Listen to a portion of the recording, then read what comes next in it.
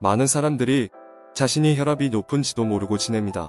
조금 몸이 무겁고 피곤하고 머리가 아프다 느끼며 감기 기운이 있나 싶어 감기약을 먹거나 두통약을 먹습니다. 특히 30에서 40대 분들이 혈압의 위험성을 모르고 오래 방치해 두고 마는 거죠. 방치를 한 것이 원했던 선택은 아니었을 거예요. 분명 잘 모르고 계신 분들이 더 많을 것으로 보입니다. 특별한 증상이 없고 아직 젊으니 충분히 그럴 수 있습니다. 고혈압이란 말은 그 말 뜻 그대로 혈압이 높은 것을 말하지요. 대부분은 자세하게는 모릅니다. 그저 유전적인 원인이 크다고 생각을 많이 하게 되는 것 같습니다. 오늘은 고혈압이 왜 우리 건강에 기초적으로 나쁜지, 그리고 우리가 혈압을 낮추기 위해 무엇을 할 수 있는지 알아보는 시간 가져보겠습니다. 시작하기 전에 구독, 좋아요, 알람 눌러주시면 저에게 큰 힘이 됩니다. 이 영상은 고혈압에 관한 기본 상식, 약을 먹어야 하는지, 혈압 낮추는 방법과 혈압 낮추기에 좋은 운동을 순차적으로 소개하고 있습니다. 끝까지 시청해주시면 여러분들께 아주 유익한 정보가 될 것입니다.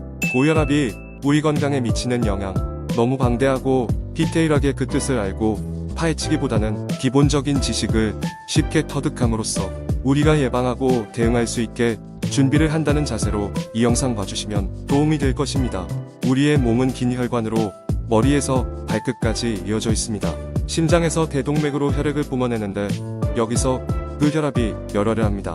압력이 있어야 혈액을 대동맥을 통해 몸 전체로 내보낼 수 있는 힘이 있기 때문이죠. 그리고 그 대동맥으로 뿜어져 나온 혈액은 머리카락 두께보다 더 얇은 세동맥을 통해 아주 미세한 모세혈관으로 통과하고, 이 모세혈관에서 우리 몸이 필요한 산소, 수분, 영양분, 호르몬 등 생명활동에 필요한 인자들이 그물처럼 되어 있는 모세혈관 벽을 통과해서 신진대사에 사용되고 정맥혈관으로 들어와서는 심장으로 돌아옵니다. 심장을 보시면 우측 좌측에 큰 혈관이 보이실 겁니다. 빨간색이 대동맥, 파란색이 대정맥입니다. 이렇게 우리 몸의 혈액이 심장을 통과해 다시 심장으로 돌아오는 속도가 1분도 안 됩니다. 아주 빠르게 계속해서 움직여야 하는 것이죠. 심장에서 이어지는 동맥은 굵기가 두꺼워서 혈관벽에 이물질이 달라붙어도 그 통과하는 굵기가 많이 좁혀지지 않지만, 문제는 동맥의 마지막 혈관인 세동맥입니다.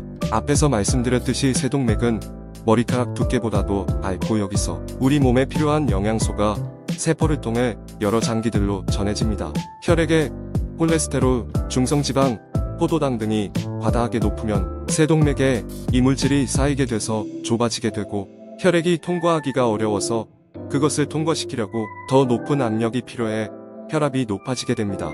배수관 파이프로 비교를 하면 조금 더럽지만 쉽게 예를 들자면 그렇습니다.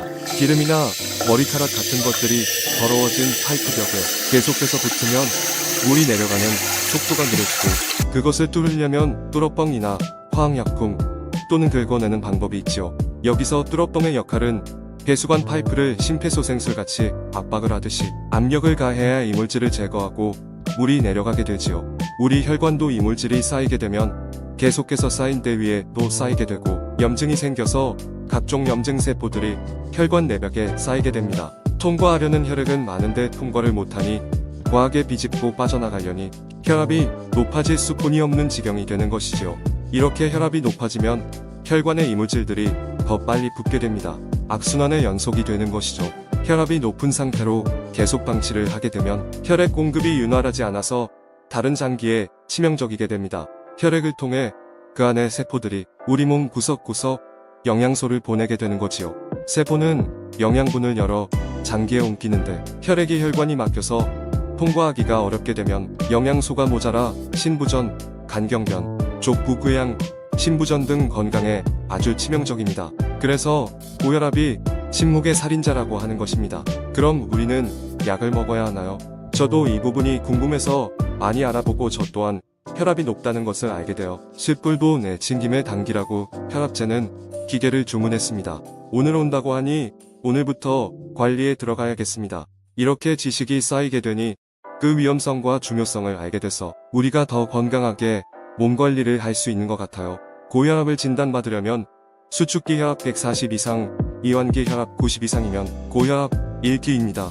약을 먹지 않아도 될 정도의 혈압은 140, 90 미만을 유지할 수 있으면 식단 관리와 운동으로 혈압을 낮출 수 있습니다. 그렇다고 140, 90 미만이 낮은 혈압은 아닙니다.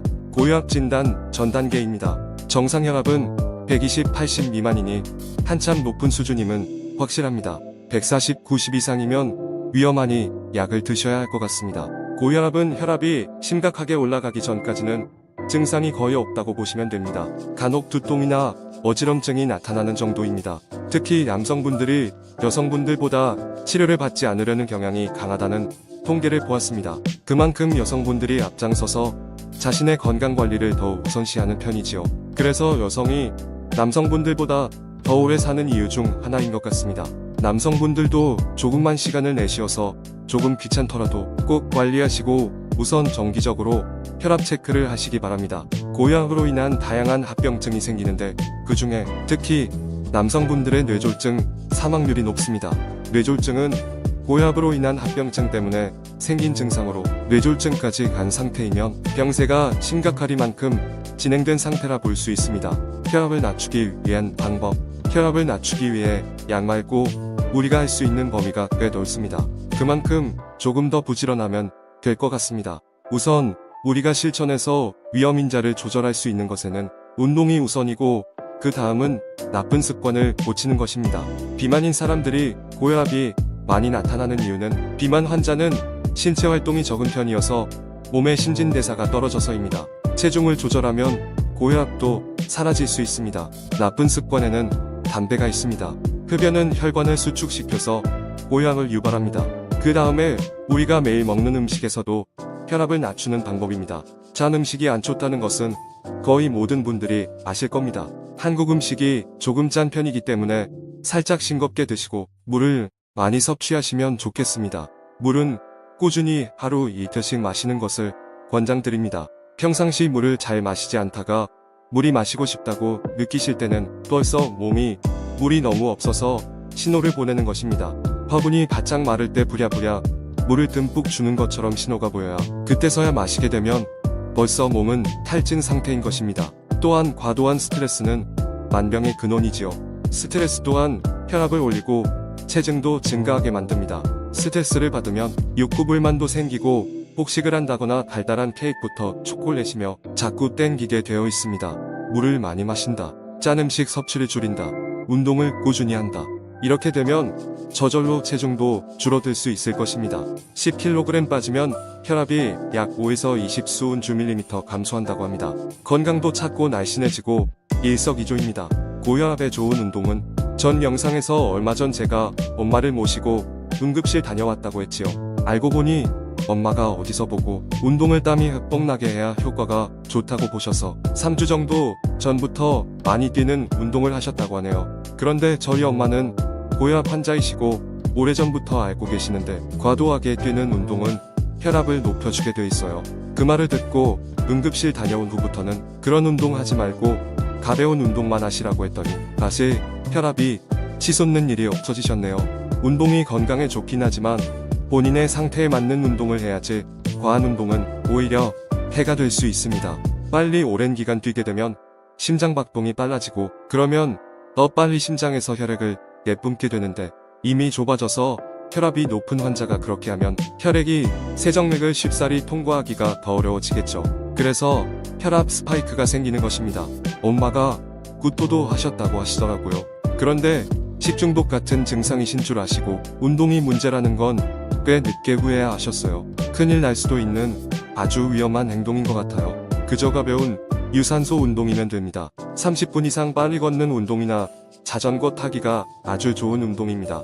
하지만 고혈압 환자는 추운 날 아침 일찍 운동하는 것은 혈압 스파이크가 생길 수 있으니 되도록 삼가해야 합니다. 추우면 혈관이 축소돼서 더더욱 혈관의 압력이 높아지기 때문입니다. 무거운 아령이나 너무 힘에 버거운 물건을 드는 것도 조심하셔야 합니다.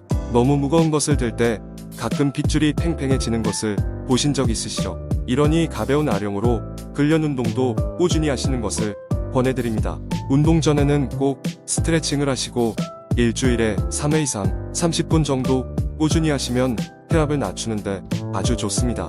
단, 가슴 통증이나 어지럼증이 나타날 시에는 주치의와 상의를 먼저 하시고 운동하시는 양을 정하는 것이 좋겠습니다. 이렇게 기본적인 내용을 만들어 봤습니다. 다음번에 고혈압을 낮춰주는 음식을 소개해 보겠습니다. 긴 영상 봐주셔서 감사합니다.